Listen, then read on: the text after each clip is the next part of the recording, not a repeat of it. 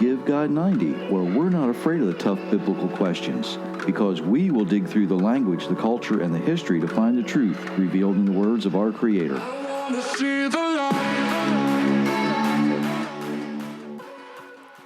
Hello, everyone. Thank you for joining us for just a little while today. My name is Jerry Mitchell, your host for Give God 90.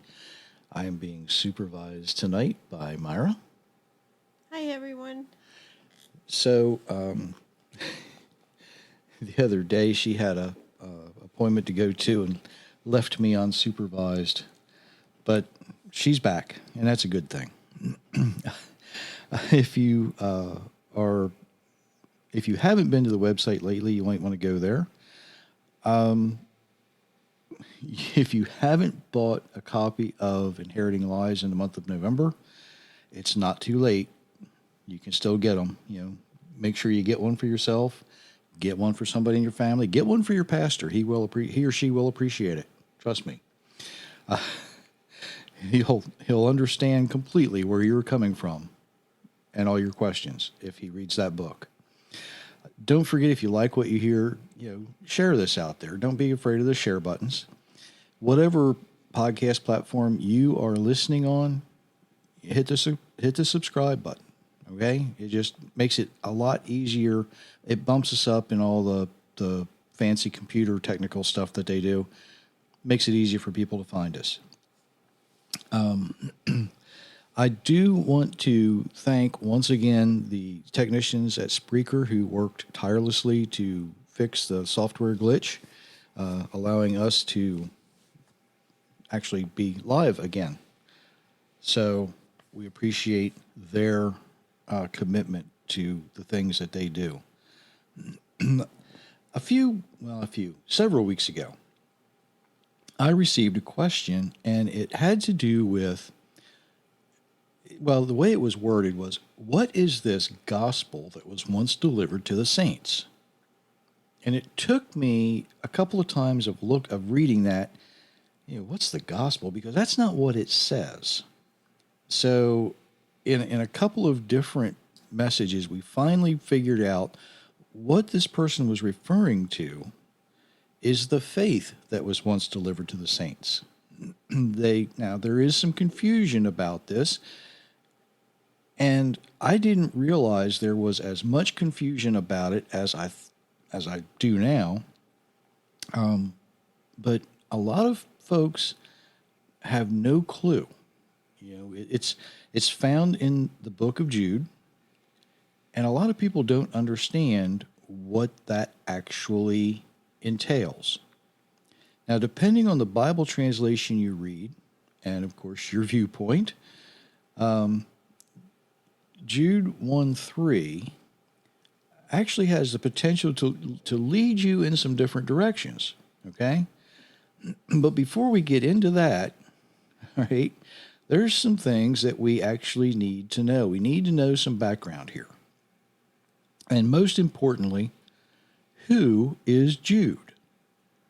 Well, the introduction tells us that Jude is the brother of James, and the actual consensus among most scholars, all right, is that Jude would be the younger brother of Yeshua, Jesus, because James is often the brother of Jesus, right? And, of course, that comes from Matthew 13:55, and they ask, isn't this the carpenter's son? Isn't his mother's name Mary? Aren't his brothers James, Joseph, Simon, and Judas? Now, Judas was a fairly common name at the time, but so was Yaakov, Jacob, translated in your English Bibles today as James. Jude, of course, Judas. It's been corrupted as well. Of course, the way the names were, Myra has some trouble sometimes reading some of the names, so they made them a little easier in certain places for us to read.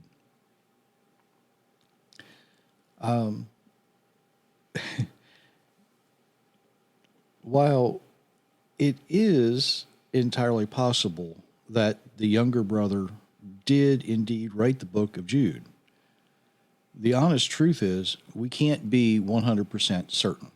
We cannot say that the brother of Yeshua, the brother of Jesus, wrote this letter. All right? There's nothing written by any of the early church fathers, whether it's Tertullian all the way through Jerome, that indicate this would be any different person. They don't really address it. In fact, it's so short that a lot of people skip over it. They don't even realize it. It's there. But it is there, and it's very important. It gives us some great insight. Now, to look at this verse, we're going to do something, and in Inheriting Lies, I talk about a forensic study. And that's kind of what we're going to do. So just bear with me as we go through this. Jude 1:3 reads, "Beloved, although I made every effort to write to you about the salvation we share, I felt it necessary to write and urge you to contend earnestly for the faith entrusted once for all the saints."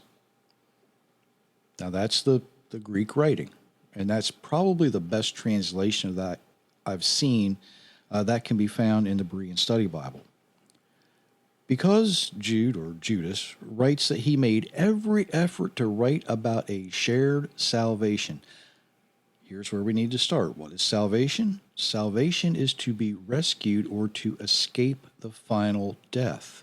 In that lake of fire, the lake of fire that, well, I'm going to say this. It's lake of fire that most Christians consider the faith to be equal and interchangeable with gospel. All right? And it's corrupted. It's a corrupted application. So if we think about the lake of fire found in Revelation, it's the same the fiery furnace in Daniel would be the representation of that. There's other places, and we've gone over that in previous episodes. But because this has gotten so corrupted, we need to go back and look and dig into this and see what's going on. Now, I've said before, the Bible is agonizingly specific. Had the writer actually meant to write about the gospel, he would have used that word. They had it. It's in other places. But that's not what he was speaking about. Using the word faith, which actually means, what actually meant at the time that it was translated into English, was to believe without evidence. Judas urges us to contend, to strive for, to obtain that faith which was given to the saints. He's saying, look, you should strive for, you should obtain this thing that you can't see. Stick with me. It gets a lot clearer here in a minute. But who are the saints? Well, in Revelation 14:12, we read, "Here is a call for the perseverance of the saints who keep the commandments of God and the faith of Yeshua, Jesus." The saints are the ones who keep the commandments of the Creator and the faith that Yeshua had. The faith of. It means he had it. You're looking to do the same thing. You're looking to believe the same thing, although you can't see it. You're just hearing it. There's a clue. You're hearing it, and you are believing it. Okay? But it is the faith that Yeshua, Jesus, had. It's what he kept hold of. It's what he held on to. And here's where things get interesting. All right?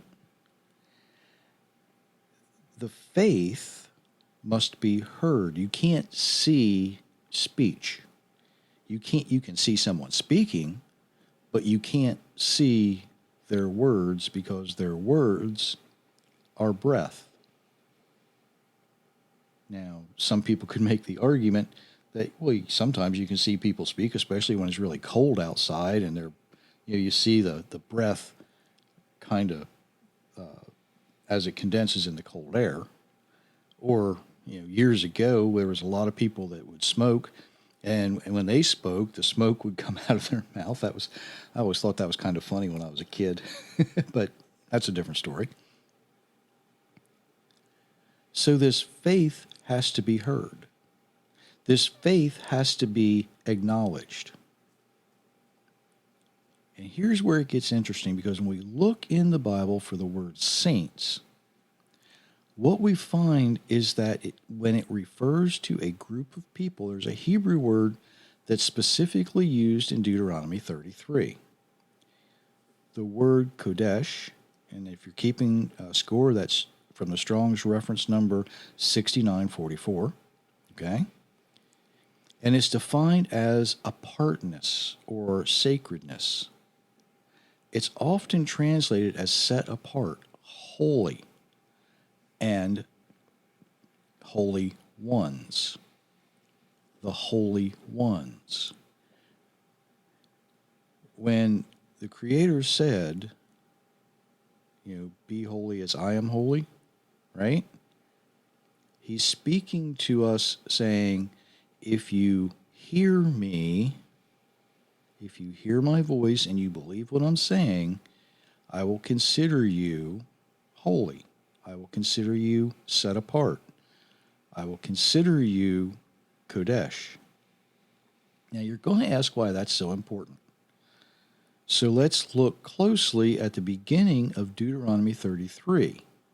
So go ahead and read that section. This is the blessing that Moses, the man of God, pronounced upon the Israelites before his death. He said, the Lord came from Sinai and drawn up upon us from Seir. He shone forth from Mount Paran and came with myriads of holy ones, with flaming fire at his hand. Surely you love the people. All the holy ones are in your hand. And they sit down at your feet. Each receive your words, the laws that Moses gave us, the possession of the assembly of Jacob. Deuteronomy 33, verse 1 through 4. The faith once delivered to the saints is the law that Moses gave us. It's that plain and simple. I sort of thought everybody already knew that, but apparently I was wrong. Yes, you can mark that one down in the books. I was wrong once. It is also the possession of the assembly of Jacob, the son of Isaac, the son of Abraham. Okay? Here's what's going to shake some people up. This same faith that so many Christians proclaim has been done away with, because, the law's been done away with, is the same faith believing without seeing, that we are actually urged to strive for and obtain. I want you to think about something. It says he came with myriads of holy ones, many, many, many saints. And then, surely you love the people. All the holy ones, all the saints are in your hand. They sit at your feet. Each receives your words. Something you can't see, you have to hear it and believe it.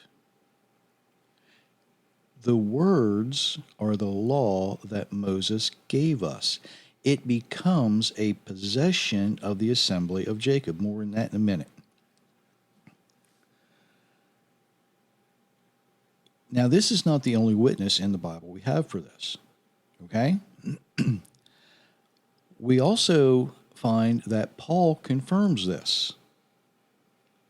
And I have said before, Paul realized he wasn't very smart, so he just kept repeating what was in the Bible, what was in his Bible. Genesis through Malachi, right? Because they didn't have Matthew, Mark, Luke, and John. That was being written at about the time Paul was writing his letters. If we look at Romans 3:2, it comes right after Paul asks, what is the value of being a Jew? Now, at that time, all of the Hebrew people were kind of lumped into one category. It didn't matter which tribe they came from.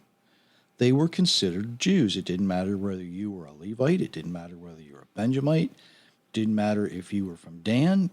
It didn't matter. You were all lumped into one.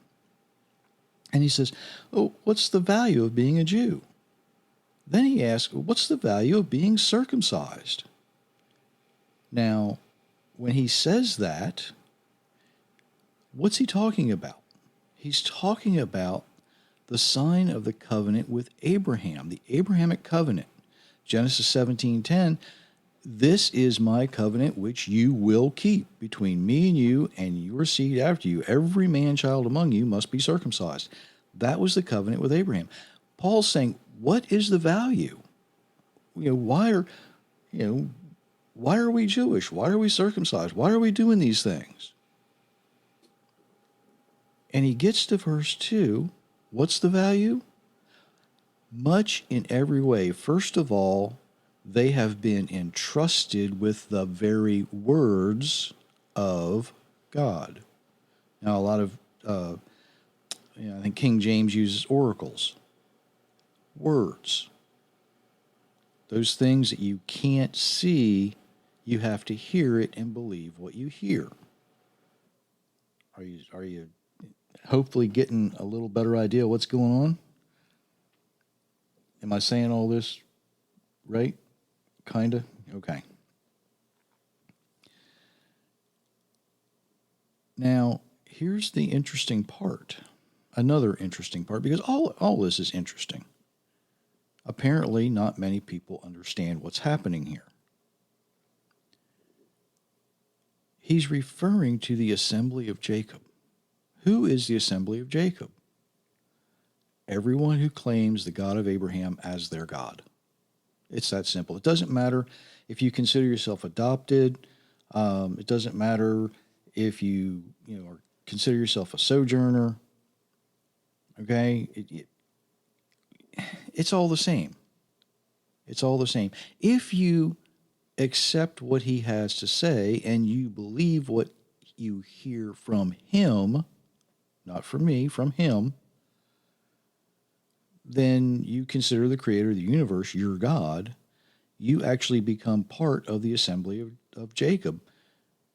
Now, it doesn't make you magically Jewish, okay? That just doesn't happen.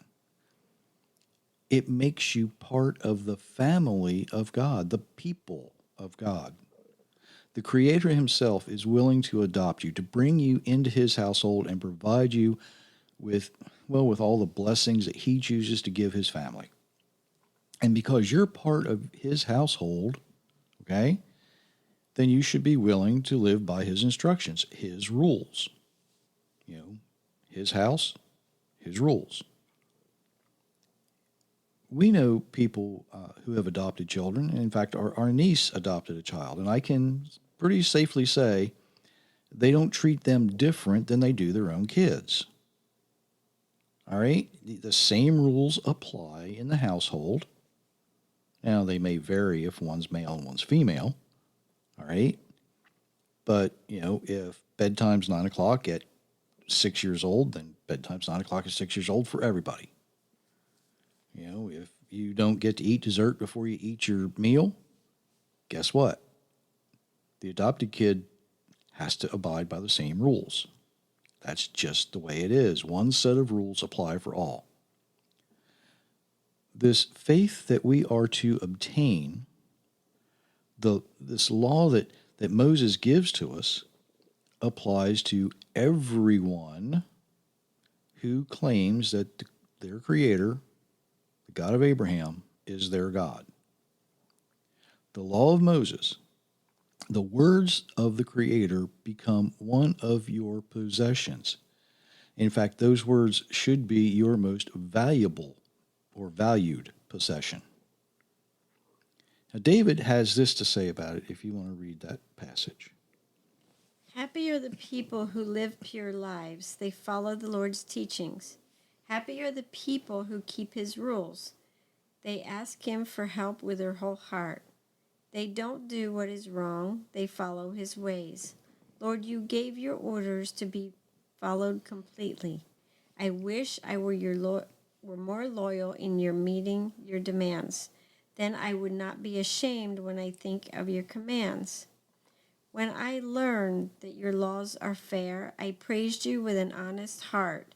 I will meet your demands, so please don't ever leave me. Psalms 119, verses 1 through 8. Your most valuable possession is designed to make you happy. This faith that was once delivered to the saints is being offered to you. You have access to it. You can claim it if you choose to. It's not something that you have to go search for. In fact, that is addressed as well. Would you like to read that passage for me? This command I give you today is not too hard for you. It is not beyond what you can do. It is not up in heaven. You do not have to ask. Who will go up to heaven and get it for us? Then we can obey it and keep it. It is not the other side of the sea. You do not have to ask, who will go across the sea and get it? Who will tell it to us? Then we can keep it. No, the word is very near you. It is in your mouth and in your heart, so you may obey it.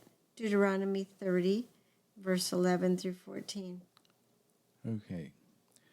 I'm going to change gears just a little bit. 1 John 5:3 reads, "For this is the love of God, that we keep his commandments, and his commandments are not burdensome." Okay, I know a lot of people think, oh, it's so difficult to do this, it's so difficult to do that. Well, that's not what the Bible says. John says his commandments are not burdensome. You know what is? Murder is burdensome. When you get caught, you go to jail or worse. Isn't that a burden? Adultery is burdensome and expensive, especially if you get caught. Addiction is burdensome. The worship of idols and false gods, that is burdensome. And self-worship is extremely burdensome because it typically leaves you all alone. But the instructions we're given through Moses are designed to make doing the right thing easy and the wrong thing difficult. Let me say that again, just so you understand this. The instructions we are given through Moses are designed by your Creator to make doing things his way easy. But going against his instructions is difficult. These words, his sacred words, this faith to believe the words of our Creator is our most valued possession. It leads us to trust our Creator completely. Now, for Christians, this trust is found in the example of Yeshua. It's in the example of Jesus. Remember 1 Peter chapter 2? Okay? He trusted the Father to protect him. He trusted the Father to rescue him from death, the final death. Then he tells us we can depend on the Father to do the same thing for us. Isn't that amazing? He says, look, I trusted. I believe. I heard the words. I believed. I trusted. You can too.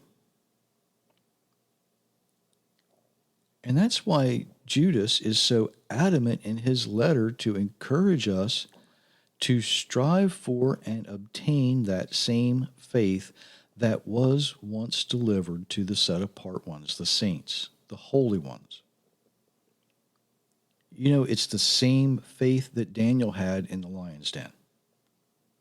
It's the same faith that Shadrach, Meshach, and Abednego had when they were thrown into the fiery furnace. It's the same faith that David had.